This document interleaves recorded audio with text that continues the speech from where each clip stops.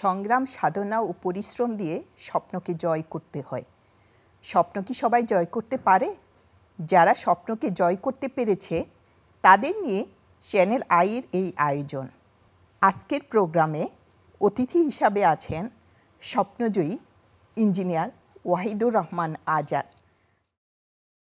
Sir, আমি প্রথমেই আপনার কাছে আপনার ছোটবেলার কথা একটু জানতে চাবো, যে আপনার ছোটবেলার স্বপ্নগুলো কেমন ছিল, কি স্বপ্ন আপনি দেখতেন ছোটবেলায়? আসলে আমার জন্ম হলো নোয়াখালী জেলার চাটখিল উপজেলায়, এবং সেখানেই আমার শিশুকাল কেটেছে, এবং আপ টু ক্লাস 7 পর্যন্ত আমি ওখানেই ছিলাম। তো তখন পর্যন্ত আসলে স্বাধীনতার পরপর তো আমরা তখন মানে ক্লাস 3 থেকে 4-এ অটো প্রমোশন পেয়েছিলাম, যুদ্ধের কারণে পরীক্ষা হয়নি। এবং এরপরে স্বাধীনতার পরপর সব কিছু গুছিয়ে উঠতে, দেশের শিক্ষা ব্যবস্থা সব গুছিয়ে উঠতে আমরা কেমন জানি তখন লেখাপড়ায় কিছুটা অমনোযোগী হয়ে গেছিলাম আমি। আচ্ছা। এবং শৈশবটা খুবই দুরন্তপনা, এই সারাদিন খেলাধুলা নিয়ে, তারপর আপনার ডাঙ্গুলি খেলা, স্কুল ফাঁকি দিয়ে ঘুরে বেড়ানো, এইগুলোই করেছি। এবং যার ফলে আপনার ক্লাস 7-এ আপনার দেখা গেলো যে আমার টিচাররা লক্ষ্য করলো যে আমি লেখাপড়া খুবই অমনোযোগী। আচ্ছা। খুবই অমনোযোগী। ইভেন আপনি আশ্চর্য হবেন যে ক্লাস 7-এ আমাকে আমার হেডমাস্টার 7 বানান করতে বলছিল, আমি পারিনি। আচ্ছা। এবং এরপরে এটা খবর হয়ে গেল, হেডমাস্টার বাড়িতে কমপ্লেন করলো। পরে আব্বা ছিলেন স্বরাষ্ট্র মন্ত্রণালয়ে, আমার নানারা, আমি যে নোয়াখালীতে বলছি আপনাকে, ছোটোবেলায় জন্ম, কিন্তু আমার নানারা ছিলেন আপনার জয়পুরহাটের পাঁচবিবিতে। আচ্ছা আচ্ছা। তখন সবাই সিদ্ধান্ত নিল এদেরকে এখানে রাখলে লেখাপড়া হবে না। আমার আব্বা যেহেতু ঢাকায় থাকে, আমরা এক ধরনের বখাটে হয়ে গেছি। পরে আমাদেরকে পাঁচবিবিতে নিয়ে গেল জয়পুরহাটের। আচ্ছা। সেখানে নিয়ে গেল ধরুন অক্টোবর মাসের দিকে, নিয়ে যেয়ে আমাকে ক্লাস 7-এ তখন এই ধরেন ডিসেম্বরে অ্যানুয়াল পরীক্ষা বসাই দিল ওই স্কুলে। কারণ ওখানে আমার মামারা পড়তেন, সবাই স্কুলে ফার্স্ট বয় ছিল। আমার বড় 2 ভাইও ওখানে পড়তো, তারাও খুব ভালো স্টুডেন্ট ছিল। তো সেই হিসেবে কোনো রকমের প্রস্তুতি ছাড়াই আমাকে ক্লাস 7-এ অ্যানুয়াল পরীক্ষা দিতে দিল নোয়াখালী থেকে যেয়ে। এবং আমি যা করা তাই হলো, আমি 10টা সাবজেক্টের মধ্যে 7টাতেই ফেল করেছি। তো আমাকে তো স্কুল থেকে প্রমোশন দিবে না, কারণ ওই স্কুলে আমি ওই স্কুলের রেগুলার স্টুডেন্টও না, বাইরে থেকে এসে পরীক্ষা দিছি, আমাকে তারা ক্লাস 8-এ তুলবে না। এই যে আপনি যে বললেন স্বপ্ন কাজ কি তোমার, সেই জন্য আমি এভাবে শুরু করলাম। তো পরে কিছুদিন আমাকে ক্লাস 8-এ তুলবে না, আমিও ক্লাস 8 ছাড়া পড়বো না, আমাকে ক্লাস 8-এ ভর্তি করতেই হবে।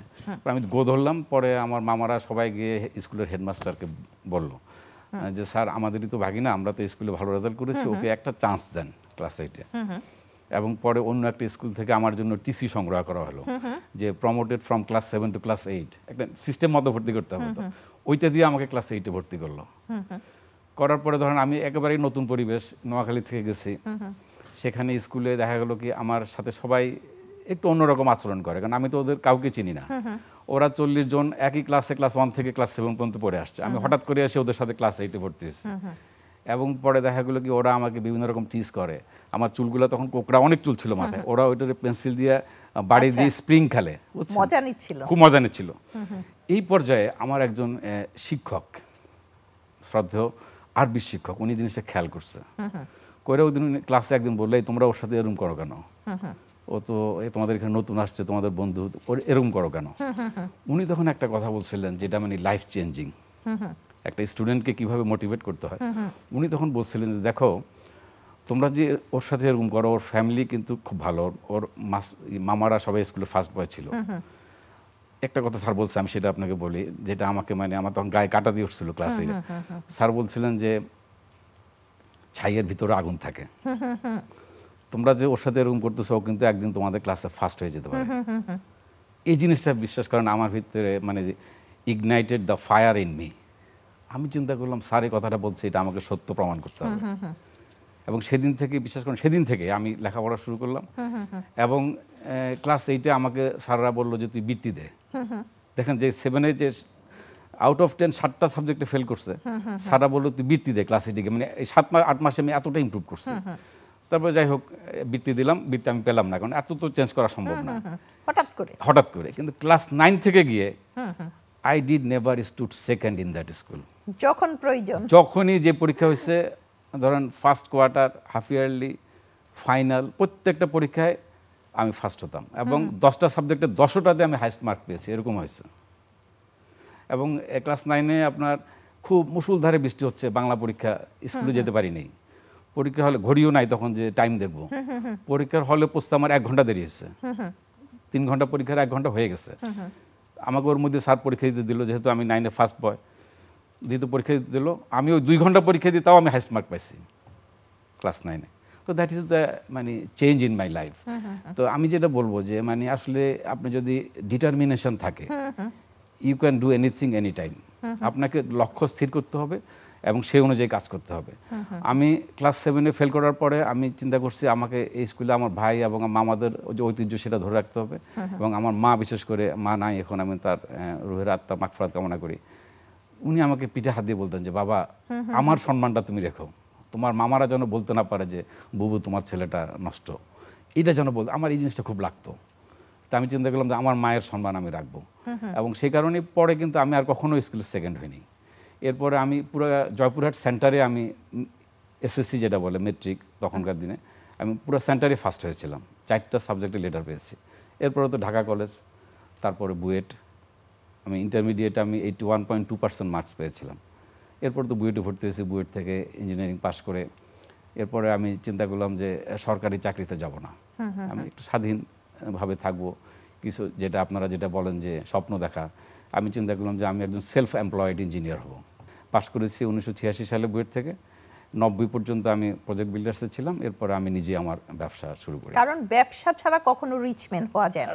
Exactly so. আমাদের যারা পাস করছে অধিকাংশই প্রোভাইডেড ছিল, কেউ ওয়াটার বোর্ডে, কেউ রোডস অ্যান্ড হাইওয়েজে, কেউ এলজিডিতে, বিভিন্ন জায়গায়, কেউ ফ্যাসিলিটিস বলে যেটা শিক্ষা বিভাগ, শিক্ষা যে ডিপার্টমেন্ট সেখানেও ছিল, সবাই চাকরি পেয়েছে, বাকিরা সব আমেরিকা এবং কানাডা। আমার অন্তত ধরেন যে 50%, আমরা 510 জন পাস করেছি, 300 জনের উপর আমার বন্ধু আছে যারা ইউএসএ, কানাডা অথবা অস্ট্রেলিয়া সেটেলড। ওই সময় আমিও যেতে পারতাম, কিন্তু আই লাভ মাই কান্ট্রি। আমি কখনোই ভাবিনি যে আমি আমেরিকায় গিয়ে আমি সেটেলড হব, আমি কোনোদিনও ভাবিনি। ইভেন আমি যখন লায়ন্সের মাধ্যমে আমরা বহুবার গেছি, আমেরিকায় গেছি, কানাডায় গেছি, বন্ধুবান্ধবরা বলে যে থেকে যা, নো, আমি ডাল ভাত খাবো, আমার দেশেই থাকবো আমি। আমরা জানি যে আপনি অনেক ধরনের ব্যবসার সাথে জড়িত, আপনি সমাজ সেবার সাথে জড়িত, আপনি লায়নিজমের সাথে জড়িত। এই যে বিভিন্ন বিভিন্ন সেক্টর, এই জায়গাগুলো আপনি কিভাবে মানে এট এ টাইম সামলান? আমার কোম্পানির নাম হলো road and bridge engineering company limited. একসময় প্রচুর কাজ করেছি আমি রোডস অ্যান্ড হাইওয়েজে। তারপরে আস্তে আস্তে মানে অনেক কিছুর সাথে নিজের মানসিকভাবে খাপ খাইতে পারিনি। বিশেষ করে ধরেন দুর্নীতি বা টেন্ডারবাজি, এগুলো আমার নিজেরও অ্যাজ এ হিউম্যান বিং আমার কখনোই একজন রেসপন্সিবল সিটিজেন হিসেবে আমার নিজের কখনো আমি ওইভাবে ওই লাইনে যেতে চাইনি আর কি। যার জন্য ব্যবসা সেভাবে অত আমার যতটুকু যাওয়া উচিত ছিল আমি কিন্তু অতটা কিন্তু আমি ওরকম অ্যাগ্রেসিভ কোনো বিজনেস আমি করিনি। এবং এক পর্যায়ে কিছু বন্ধুবান্ধব যখন বললো যে আসো আমরা সমাজসেবা করি, আমার মধ্যে এই মানসিকতাটা বরাবরই ছিল ছোটোবেলা থেকেই। আমি যখন খুব ছোট ছিলাম, নোয়াখালীতে ছিলাম আপনারা বলছে, ওই সময় আমার যে যারা ধরেন যে বিধবা দাদা দাদি ছিল, ওদের সবার হাতের লাঠি ছিলাম আমি। বাজারে যাওয়ার সময় আমাকে 10 টাকা 5 টাকা দিয়ে বলতো যে ভাইয়া আমার জন্য পান সুপারি এটা সেটা নিয়ে আসবে, আমি সবার বাজার করে আমি নিয়ে আসতাম ওই বয়সে, ক্লাস 7-এ থাকা অবস্থায়। তো তখন থেকে আমার একটা সমাজ সেবার একটা, এবং আমি একটা হাদিস আমরা পড়ছি ক্লাস 9-10-এ, সেটা হলো যে এই হাদিসটা আমি সবসময় অনুসরণ করি, সেটা হলো ইন্না মাল আমালু বিন্নিয়াত, বুখারী, সহিহ বুখারী শরীফ। নিশ্চয়ই কর্মের ফলাফল নিয়তের উপর নির্ভরশীল। আপনি যেই কাজটাই করেন না কেন, যেমন আমরা আজকে এখানে একটা টক শো করছি, আমরা যদি নিয়ত করি যে ইয়া আল্লাহ আমি আজকে যে কথাগুলো বলবো এগুলো যদি কোনো মানুষের কাজে লাগে, আমি সেই উদ্দেশ্যে বলবো, তাহলে আমরা কিন্তু যতক্ষণ কথা বলবো ততক্ষণ আমরা কিন্তু সওয়াবের কাজ করব। এটাই হলো হাদিসটা, জাস্ট ওই উদ্দেশ্যেই কিন্তু আমাদের প্রোগ্রামটা। হ্যাঁ, এটাই কিন্তু আপনার এই হাদিসটার ব্যাখ্যা, যে তুমি যখন যেটা করবা তুমি নিয়ত করো, সহি নিয়ত করো যে মানুষের মঙ্গলের জন্য, তোমার পিতামাতা, তোমার সন্তান, তোমার সমাজ, তোমার দেশ, এই মঙ্গলের জন্য তুমি করবা, তাহলে তুমি সুখে থাকবা। তুমি এবং তোমার এই সময়টা, তুমি যে সময়টা ওই কাজে ব্যয় করবা সেটা একটা আমল হবে। This is the philosophy of life. তো কাজে আমি কিন্তু সেই কারণে লায়ন্সে যখন আমাকে ডাকলো যে আসো আমরা, এটা একটা বিশ্বের একটা বৃহৎ স্বেচ্ছাসেবী সংগঠন, আমি ঢুকলাম। ঢুকার পরেই কিন্তু আমার বাই নেচার অফ মানে আমার যে কোয়ালিটি, দেখা গেল যে অল্প কিছু দিনের মধ্যে লায়নরা সবাই আমাকে ধরে ফেললো। স্যার আমার একটা প্রশ্ন, যে আপনি যে লায়ন্সে ঢুকলেন এটা কোন অনুপ্রেরণায়? আপনি কি ফার্স্টে লিউতে ছিলেন নাকি সরাসরি আপনি? না, আমি কখনো লিউতে থাকার আমার সুযোগ হয়নি। এটা কার অনুপ্রেরণা? না, হ্যাঁ সেটাই বলছি। আপনার ধরেন যে আমি লেখাপড়া যেভাবে করেছি, ধরেন বিচ্ছিন্নভাবে একবার নোয়াখালী, একবার বগুড়া, আবার ঢাকা কলেজ, আবার বুয়েট, তো তখন লিউইজম হয়তো এতটা যখন আমরা বুয়েটে পড়ি আমাদের কাছ পর্যন্ত এটা পৌঁছায় নাই। তো আমি যখন ব্যবসা শুরু করি তখন আপনার রোডস অ্যান্ড হাইওয়েজে আমার কিছু ধরেন যে নিজেরা যারা ব্যবসা করে কলিগ এবং ইঞ্জিনিয়ার তারা লায়ন্সে ছিল। তো ওরা আমার এক পর্যায়ে বললো যে আপনি একটু লায়ন্সে আসেন, আমাদের একদিন মিটিং আছে, আমাকে নিয়ে গেল লায়ন্স ভবনে। এবং নিয়ে যাওয়ার পরে আমাদের ফাউন্ডার গভর্নর যিনি ছিলেন আহসান নাজির, তিনি আমাকে দেখলেন, দেখে বললেন যে তুমি তো, উনিও রোডসে কাজ করতো, তুমি লায়ন্সে একটা ক্লাব করো। পরে উনি আমাকে প্রেসিডেন্ট করে একটা ক্লাব করলেন 2004 সালে। প্রথমেই প্রেসিডেন্ট, একদম ডাইরেক্ট প্রেসিডেন্ট, চার্টার করে। কারণ উনি বললেন, প্রেসিডেন্ট, হ্যাঁ চার্টার প্রেসিডেন্ট। উনি বললো যে দেখো তোমার যে কোয়ালিটি, তাতে তোমার ডাইরেক্ট প্রেসিডেন্ট হলো, তুমি এর থেকে বড় কিছু হওয়ার উপযুক্ত, তুমি প্রেসিডেন্ট তোমাকে করে দিচ্ছি, দেখো কি হয়। এবং দেখা গেল কি জানেন, যে বছর আমি জয়েন করছি ওই বছরে আমার গভর্নর হিসেবে নমিনেশন পেপার সাবমিট করার জন্য আমার পিডিজিরা আমরা ধরছে। ও সেম ইয়ার বলে তুমি ইয়া হও, গভর্নর হও। আমি বল কেন, কি বলেন আপনার? এবং তারা আমাকে না জানে আমার নমিনেশনও সাবমিট করছে এক বছর পরে। 4 সালে জয়েন করলাম, 5 সালে আপনি চিনবেন আক্তার ফার্নিচার্সে যে ক্যাম আক্তারুজ্জামান পিডিজি আমাদের, উনি তো আপনার গভর্নর করবো আপনারা। তো যাই হোক, পরে তো আমি এটা ওখান থেকে রিট্রিট করছি। আমি বলছেন এত আর্লি না, তারপরেও তারা আমাকে 4.5 বছরের মধ্যে ভাইস গভর্নর করছে। আচ্ছা, 2004 সালে আমি জয়েন করছি ডিসেম্বরে, তারা আমাকে 2010 সালে। তখন কি আপনি কোনো ইলেকশনের মাধ্যমে এসেছিলেন? না না, আমি আমার সাথে ইলেকশন হওয়ারই কথা ছিল, কিন্তু আমার সাথে যারা প্রতিদ্বন্দ্বিতা করেছিলেন বিভিন্ন কারণে তাদের নমিনেশনটা ওই সময় ইয়ে হয়ে গেলে, মানে ইয়ে হয়ে যায়, বাদ হয়ে যায়। পরে আমি সিঙ্গেল ক্যান্ডিডেট হয়ে আমি অটো, মানে ডাইরেক্ট উইদাউট ইলেকশন ফেস করতে হয়নি, আমার বাই চয়েসই আমি হয়ে গেছি। আচ্ছা স্যার, আমরা মনে করছি যে আপনি স্বপ্নজয়ী, তো আপনি কি মনে করেন আপনাকে? আমি তো প্রথমে বলেছি, কি মনে করেন? হ্যাঁ, আমি নিজের দৃষ্টিতে আমি মনে করি যে আমি সফল এই কারণেই যে মানুষের সফলতা নির্ভর করে তার হলো, মানে আপাত দৃষ্টিতে আপনি বলতে পারেন যে সে কতখানি সুখে আছে। এবং আমার অনেক অর্থ নাই, রাতে আমার ঘুম হয় কিনা, এবং এটা খুবই আশ্চর্যের কথা। আমি গতকালকে একজনকে বলতেছিলাম, আমি রাত্রে বিছনায় গিয়ে শোয়ার সাথে সাথে ঘুমিয়ে যেতে পারি। আমার একদম সাথে সাথে বিছনায় যাওয়ার সাথে সাথে সবচেয়ে সুখী মানুষ। হ্যাঁ, আমি ঘুমোতে পারি। এবং ঘুমোতে উঠার পরে আমার সন্তানরাও বলে না যে এটা লাগবে ওটা লাগবে, আমার ওয়াইফও কখনো বলে না। হ্যাঁ, বরং আমি বাজার করলে বরং আরও, মানে তারা কয়ে এত কিছু কেন কিনছো। তো কাজে আমি মনে করি যে স্বপ্নচারী সুখী হতে চেয়েছিলাম, আমি আলহামদুলিল্লাহ সুখী আছি।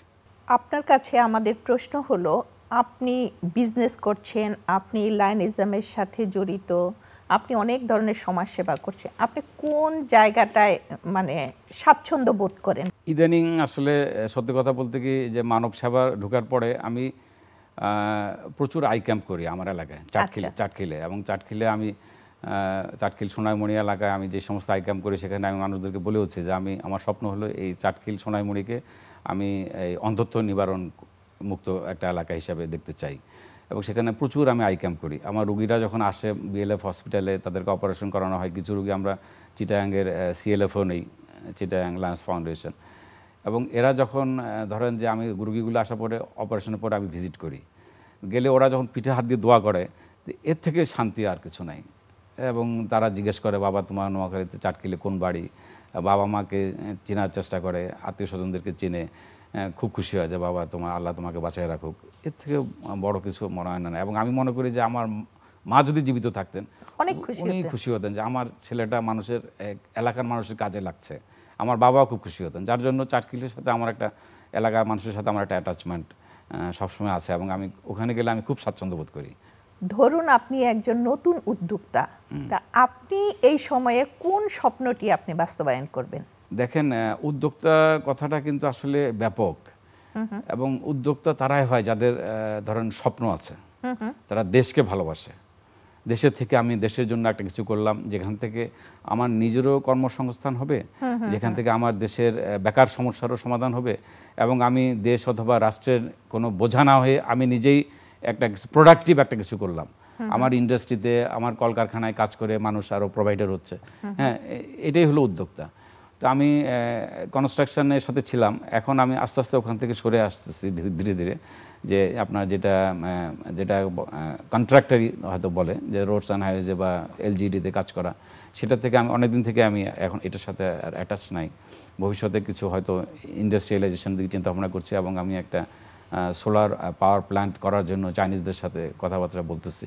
ইনশাল্লাহ সেটা সফল হলে হয়তো অনেক দূর এগিয়ে যাব। ধন্যবাদ আপনাকে আমাদের এই স্বপ্নজয়ী অনুষ্ঠানে আসার জন্যে। প্রিয় দর্শক, আজ এ পর্যন্তই। আগামী পর্বে দেখা হবে অন্য কোনো স্বপ্নজয়ীর সাথে, অন্য কোনো উদ্যোক্তার সাথে।